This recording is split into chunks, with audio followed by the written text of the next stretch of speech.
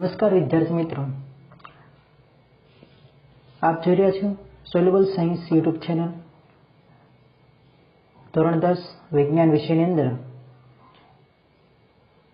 પ્રકરણ number 2 acid base અને ક્ષારની અંદર આપણે આગળ આ ચેપ્ટરની અંદર અભ્યાસ કરીએ ભાગ 1 અને 2 જો ન જોયા હોય તો આપ પહેલા એ જોઈ લેશો, ત્યારબાદ ભાગ નંબર 3 જો રેગ્યુલર અપડેટ મેળવવા માટે અને નવા વિડીયો જોવા માટે આ ચેનલને સબસ્ક્રાઇબ કરી દેજો।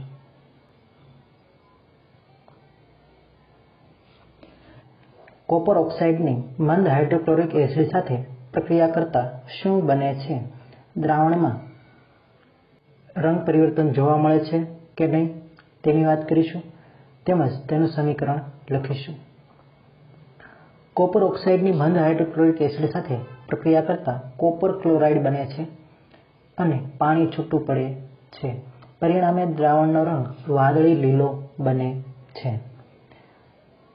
કોપર ઓક્સાઇડ એટલે CuO સોલિડ ફોર્મની અંદર છે, +2HCl મંદ હાઇડ્રોક્લોરિક એસિડ સાથે પ્રક્રિયા થઈને આપણને મળશે CuCl2 નું જલીય દ્રાવણ જેનો રંગ વાદળી લીલો હોય છે પ્લસ પાણી। ત્યારબાદ બેઝિક ઓક્સાઇડ કોને કહે છે? ધાત્વીય ઓક્સાઇડ કેવા પ્રકારના ઓક્સાઇડ છે? ઉદાહરણ આપી સમજાવો। જે ઓક્સાઇડ પાણી સાથે પ્રક્રિયા કરીને બેઝ બનાવતા હોય તેને બેઝિક ઓક્સાઇડ કહે છે। જે ઓક્સાઇડ પાણી સાથે પ્રક્રિયા કરીને બેઝ બનાવતા હોય તેમને બેઝિક ઓક્સાઇડ કહે છે। ધાત્વીય ઓક્સાઇડ બેઝિક ઓક્સાઇડ છે કારણ કે તેઓ પાણી સાથે પ્રક્રિયા કરીને બેઝ બનાવે છે। આ ઉપરાંત તમે ઉપરનું ઉદાહરણ પણ જોઈ શકો। ધાત્વીય ઓક્સાઇડ છે કોપર ઓક્સાઇડ, કોપર ધાતુ છે, એની ઓક્સિજન સાથે સંયોજન એટલે કે કોપર ઓક્સાઇડ ની એસિડ સાથે પ્રક્રિયા કરો એટલે CuCl2 એ ક્ષાર બન્યો પ્લસ પાણી। તો આવી જ પ્રક્રિયા base plus acid will gives ક્ષાર પ્લસ પાણી। તો પણ કહી શકાય કે અહીંયા જે કોપર ઓક્સાઇડ જે છે અથવા ધાતુના ઓક્સાઇડ જે છે એ બેઝની જેમ પ્રક્રિયા આપે છે। ધાત્વીય ઓક્સાઇડ બેઝ ઓક્સાઇડ છે કારણ કે તેઓ પાણી સાથે પ્રક્રિયા કરીને બેઝ બનાવે છે, જેમ કે સોડિયમ ઓક્સાઇડ પ્લસ પાણી વિલ ગીવ્સ 2NaOH। એવી જ રીતના બીજું સમીકરણ બનશે મેગ્નેશિયમ ઓક્સાઇડ પ્લસ H2O, બુકની અંદર લખતા જાજો, magnesium oxide plus H2O will gives MgOH twice. એના જેવું બીજું સમીકરણ બનશે કેલ્શિયમ ઓક્સાઇડ પ્લસ પાણી H2O will gives calcium hydroxide CaOH twice. તેવી જ રીતે આ સમીકરણ જે છે Na2O એટલે કે સોડિયમ ઓક્સાઇડની જગ્યાએ તમે પોટેશિયમ ઓક્સાઇડ લખી શકો K2O, તો આપણને મળશે 2KOH। આગળ વાત કરીએ, નવો પ્રશ્ન, એસિડિક ઓક્સાઇડ કોને કહે છે? અધાત્વીય ઓક્સાઇડ કેવા પ્રકારના ઓક્સાઇડ છે? ઉદાહરણ આપો। જે ઓક્સાઇડ પાણી સાથે પ્રક્રિયા કરીને એસિડ બનાવતા હોય તેને એસિડિક ઓક્સાઇડ કહે છે। બંનેની સિમ્પલ વ્યાખ્યા છે। જે ઓક્સાઇડ પાણી સાથે પ્રક્રિયા કરીને બેઝ બનાવે તેને બેઝિક ઓક્સાઇડ કહેવાય, જે ઓક્સાઇડ પાણી સાથે પ્રક્રિયા કરીને એસિડ બનાવે તેને એસિડિક ઓક્સાઇડ કહે છે। અધાત્વીય ઓક્સાઇડ એસિડિક ઓક્સાઇડ છે કારણ કે તેઓ પાણી સાથે પ્રક્રિયા કરીને એસિડ બનાવે છે। જોઈએ હવે જો સલ્ફર ડાયોક્સાઇડ, સલ્ફર અધાતુ છે, તેનું ઓક્સિજન સાથેનું સંયોજન એટલે sulphur dioxide SO2 plus H2O will gives H2SO3 આવશે H2SO3। સલ્ફર ડાયોક્સાઇડની પાણી સાથે પ્રક્રિયા થઈને સલ્ફ્યુરસ એસિડ બનશે કારણ કે તેઓ પાણી સાથે પ્રક્રિયા કરીને એસિડ બનાવે છે। બીજું સમીકરણ એવું પણ કહી શકાય કે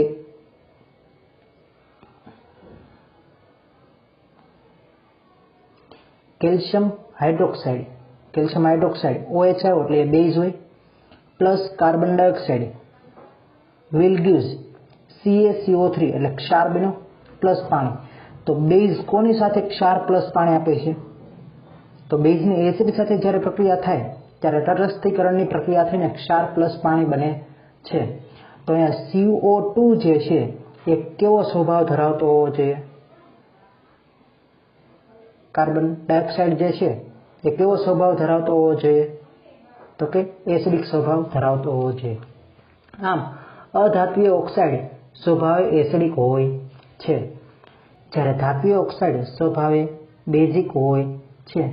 તો અહીંયા તમે 3 અ યાદ રાખી દો, આ બંને પ્રશ્નો માટે સરળ રહેશે. 3 અ અધાતુના ઓક્સાઇડ એસિડિક.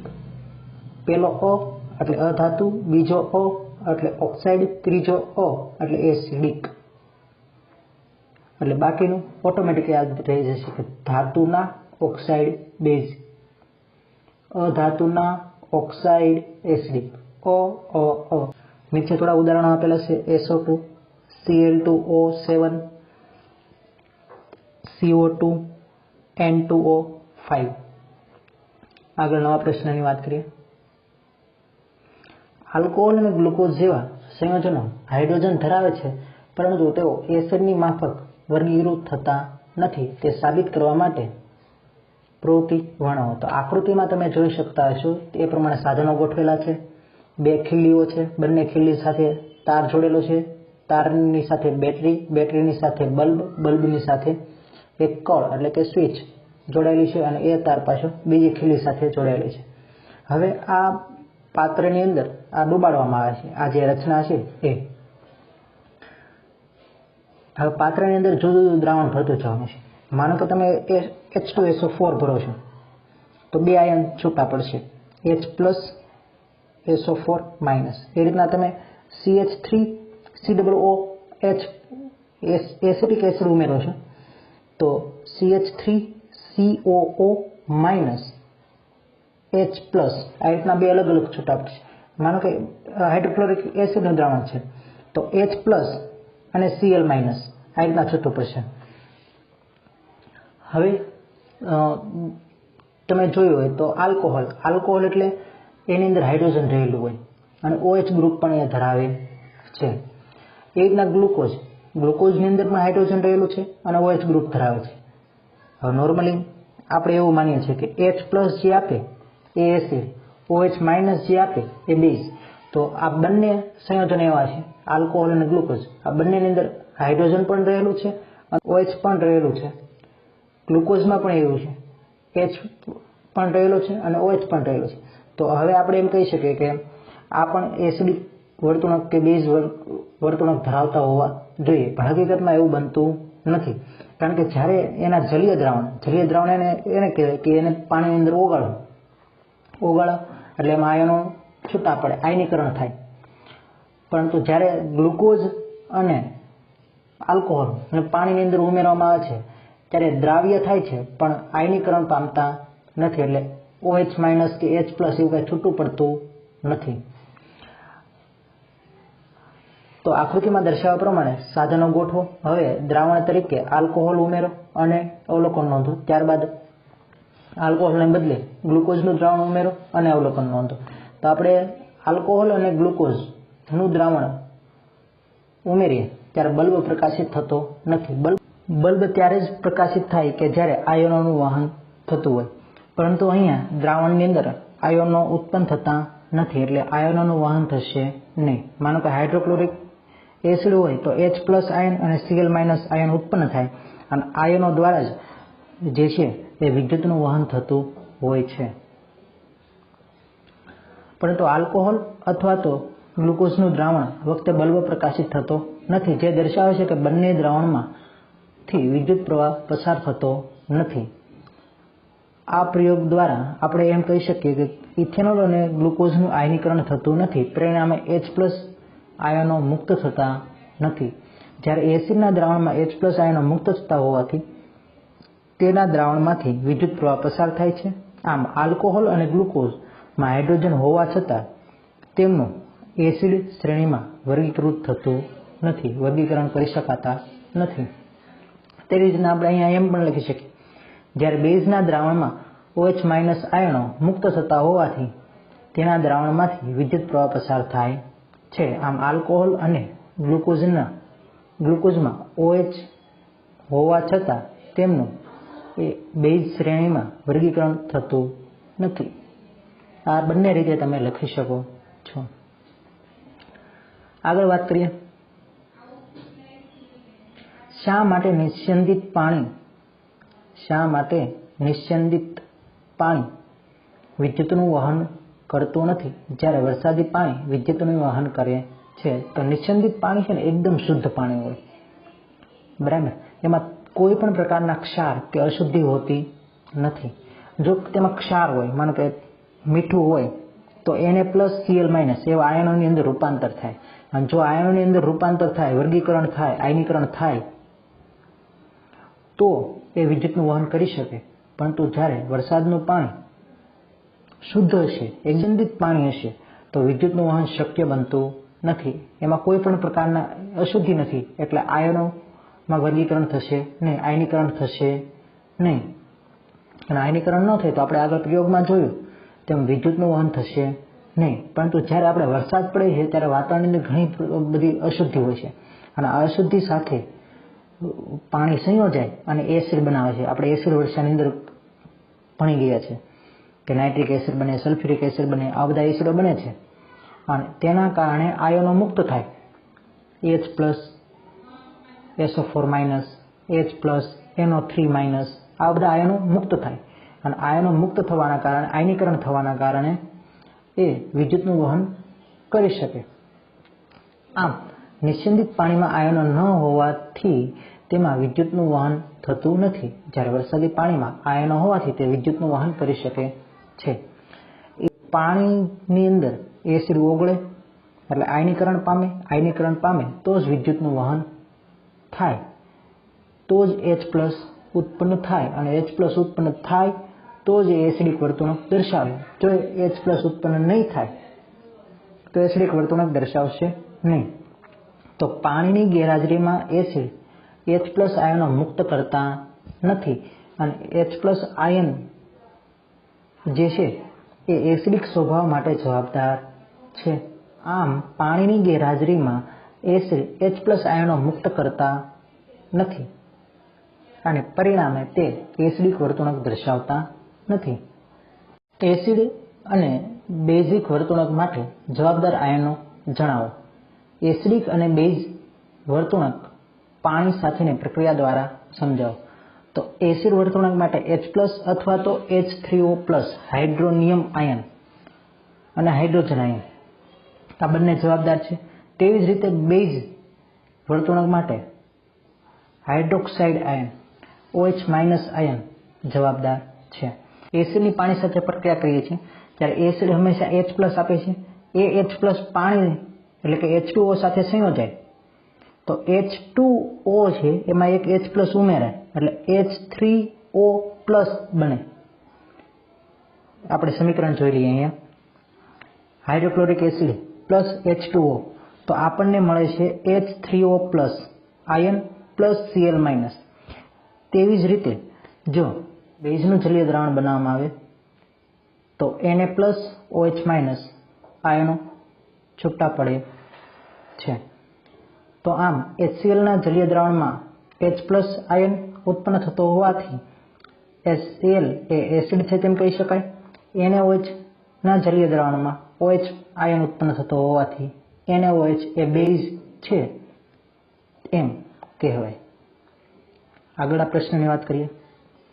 શું બધા જ બેઝ પાણીમાં દ્રાવ્ય હોય છે? ના, બધા જ બેઝ પાણીમાં દ્રાવ્ય હોતા નથી. બીજો પ્રશ્ન, પાણીમાં દ્રાવ્ય બેઝ કયા નામે ઓળખાય છે? જે બેઝ પાણીમાં દ્રાવ્ય હોય એ આલ્કલી તરીકે ઓળખાય છે. જે બેઝ પાણીમાં દ્રાવ્ય થતો હોય તેને આલ્કલી તરીકે ઓળખાય છે. તેના ગુણધર્મોને ઉદાહરણ જણાવો. તો કે આલ્કલી જે બેઝ છે તેના ઉદાહરણ અને ગુણધર્મો આપણે જાણીએ. તે સ્પર્શે સાબુની જેમ ચીકણા હોય છે, સ્વાદમાં તુરા હોય છે અને ક્ષારીય હોય છે. ઉદાહરણ તરીકે 2 ઉદાહરણ અહીં આપેલા છે, NaOH અને KOH. મંદનની પ્રક્રિયા કોને કહે છે સમજાવો. એસિડ અથવા બેઝની પાણી સાથે પ્રક્રિયા કરતા એકમ કદ દીઠ H+ આયન અથવા તો OH- આયનની સાંદ્રતામાં ઘટાડો થાય તો આવી પ્રક્રિયાને મંદન કહે છે. આવા એસિડ કે બેઝને મંદીકૃત એસિડ કે બેઝ કહે છે. હવે માનો કે અહીંયા જે મેં આપેલું છે, જેમાં તમને ઘણા બધા નાના ડોટ દેખાય છે, એવું એક બીકર આપેલું છે અને એક બીકર એવું આપેલું છે કે જેમાં 4 કે 5 નાના તમને લીલા કલરના ડોટ દેખાય છે. બરાબર. તો આ જે ઘણા બધા તમને નાના ડોટ દેખાય છે એ સાંદ્ર HCl અથવા તો સાંદ્ર HNO3 અથવા તો સાંદ્ર H2SO4 નું દ્રાવણ છે. બરાબર. એની અંદર પાણીનું પ્રમાણ ઓછું છે, એસિડનું પ્રમાણ વધુ છે. એટલે કે એસિડના કણો એની અંદર વધુ છે, પાણી ઓછું છે, તો એને સાંદ્ર કહેવાશે. જ્યારે પાણીનું પ્રમાણ વધુ હશે અને એસિડનું પ્રમાણ ઓછું હશે, એટલે કે પેલું બીકર તમને દેખાય છે એ કે જેમાં 4 કે 5 જ કણ એસિડના છે એમ કહી શકાય, તો આમ એ મંદ કહેવાશે. મંદ માટે નોર્મલ સાઈડમાં લખવું હોય તો લખી લેજો. પાણીનું પ્રમાણ વધુ, એસિડનું પ્રમાણ કે બેઝનું પ્રમાણ ઓછું. સાંદ્ર માટે પાણીનું પ્રમાણ ઓછું, બેઝ કે એસિડનું પ્રમાણ વધુ હોય છે. જેમ જેમ પાણીનું પ્રમાણ વધતું જશે તેમ દ્રાવણ મંદ થતું જશે. જેમ જેમ પાણીનું પ્રમાણ ઘટતું જશે તેમ દ્રાવણ સાંદ્ર બનતું જશે. તો આ બંને દ્રાવણો અહીંયા આપેલા છે. મંદ દ્રાવણ માટેનું બીકર કે જેમાં પાણીનું પ્રમાણ વધુ છે, એસિડ કે બેઝનું પ્રમાણ ઓછું છે. સાંદ્ર બીકર આપેલું છે જેની અંદર એસિડ કે બેઝનું પ્રમાણ વધુ છે, પાણીનું પ્રમાણ ઓછું છે. હવે એક વાત મહત્વની યાદ રાખવા જેવી કે જ્યારે 11-12 સાયન્સની અંદર કે કોલેજની અંદર તમે જાઓ ત્યારે પણ આ વાત ધ્યાનમાં રાખવા જેવી છે કે જ્યારે તમે પ્રેક્ટિકલ પ્રયોગ કરતા હશો, એસિડ બેઝના ટાઇટ્રેશન જે આવશે એ કરતા હશો ત્યારે પણ આ વસ્તુ ખૂબ ધ્યાનમાં લેવા જેવી છે. અને આ પ્રશ્ન પણ 2 માર્કનો જે છે એ મહત્વનો છે કે સાંદ્ર એસિડને મંદન કરતી વખતે શા માટે તેને પાણીમાં ઉમેરવામાં આવે છે? શા માટે તેને પાણીમાં ઉમેરવામાં આવે છે? તો સાંદ્ર એસિડને મંદન કરતી વખતે જો એસિડમાં પાણી ઉમેરવામાં આવે તો ઉત્પન્ન થતી ઉષ્મા મિશ્રણને બહારની તરફ ઉછાળી શકે છે અને દાઝી શકાય છે. હવે નોર્મલી તમે કોઈ પ્રક્રિયા કરતા હોય એસિડ સાથે અથવા તો સાંદ્ર બેઝ સાથે ત્યારે એ ટેસ્ટ ટ્યુબ ગરમ થઈ જતી હોય છે. ઉષ્મા એમાં ઉત્પન્ન થતી, ગરમી ઉત્પન્ન થાય છે. ઉષ્મા ક્ષેપક પ્રક્રિયાઓ છે આ બધી. એના કારણે એસિડની અંદર જો પાણી નાખશો ત્યારે ઉષ્મા ક્ષેપક પ્રક્રિયા થશે અને ઉષ્માના કારણે એ ઉછળશે દ્રાવણ અને બહાર પણ આવી શકે છે અને તમારા હાથ દાઝી પણ શકે છે.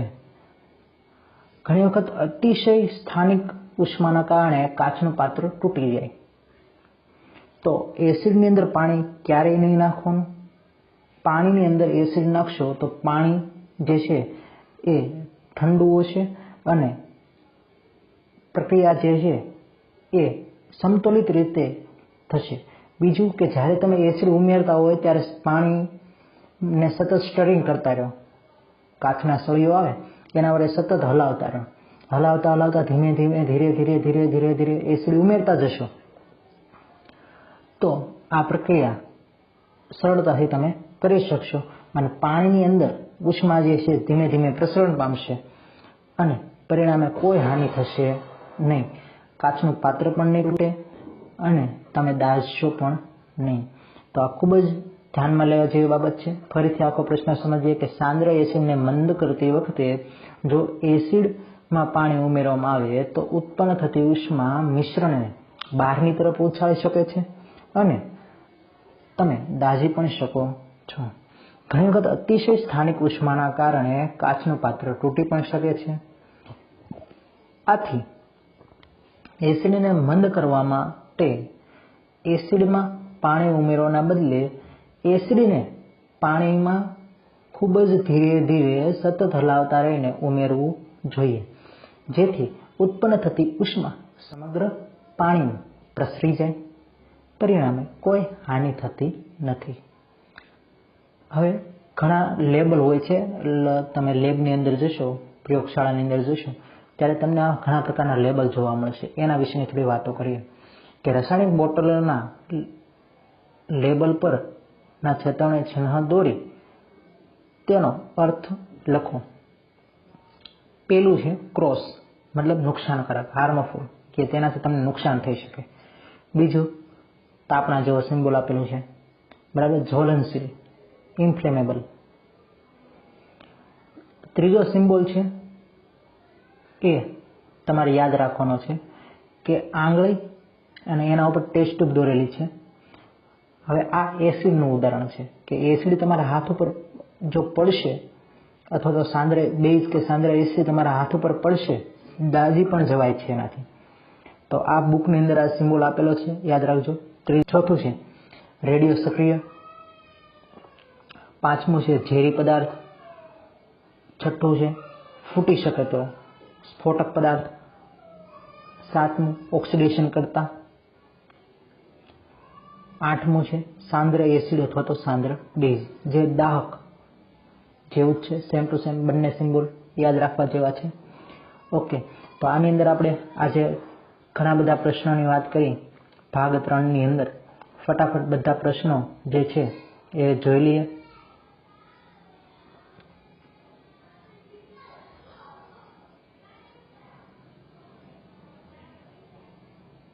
કોપર ઓક્સાઇડની મંદ હાઇડ્રોક્લોરિક એસિડ સાથેની પ્રક્રિયા કરી વાદળી રંગનું દ્રાવણ બનતું હતું. ત્યારબાદ આપણે બેઝિક ઓક્સાઇડ કોને કહે છે તે ભણ્યા, કેવી પ્રકૃતિ ધરાવે છે. બેઝ ધાત્વિય ઓક્સાઇડ સ્વભાવે બેઝિક હોય છે. ત્યારબાદ એસિડ ઓક્સાઇડની વાત કરી. એસિડ ઓક્સાઇડ સ્વભાવે એસિડિક હોય છે. ત્યારબાદ આપણે આલ્કોહોલ અને ગ્લુકોઝ જે છે એ એસિડ કે બેઝ જેવી વર્તણૂક ધરાવતા નથી. જોકે બંનેની અંદર હાઇડ્રોજન પણ છે અને OH પણ છે, છતાં તેઓ એસિડ કે બેઝ તરીકે વર્તતા નથી, કારણ કે તેમનું આયનીકરણ થતું નથી. ને આયનીકરણ ન થવાને કારણે તેઓ હાઇડ્રોજન આયન કે હાઇડ્રોક્સાઇડ આયન ઉત્પન્ન કરતા નથી. એના વિશેની વાત કરી. ત્યારબાદ નિસ્યંદિત પાણી વિદ્યુતનું વહન કેમ કરતું નથી એની વાત કરી. વરસાદનું પાણી વિદ્યુતનું વહન કરે છે કારણ કે એની અંદર અશુદ્ધિ હોય છે, એસિડ બનતા હોય છે. કોઈ પણ એસિડ જે છે કે બેઝ છે એ જલીય દ્રાવણ જ હોય તો જ એસિડ કે બેઝ તરીકે વર્તતા હોય છે. શુષ્ક દ્રાવણ એટલે કે પાણી વગરનું દ્રાવણ, પાણીની ગેરહાજરીમાં તેઓ કોઈ પણ પ્રકારની વર્તણૂક દર્શાવતા નથી. ત્યારબાદ એસિડ માટે H+ આયન જવાબદાર છે અથવા તો H3O+ આયન જવાબદાર છે. એટલે બંનેને નામ આપવું હોય તો હાઇડ્રોજન આયન અને હાઇડ્રોનિયમ H3O+ ને હાઇડ્રોનિયમ આયન કહેવાય છે. તેવી જ રીતે બેઝિક વર્તણૂક માટે OH- આયન જવાબદાર છે.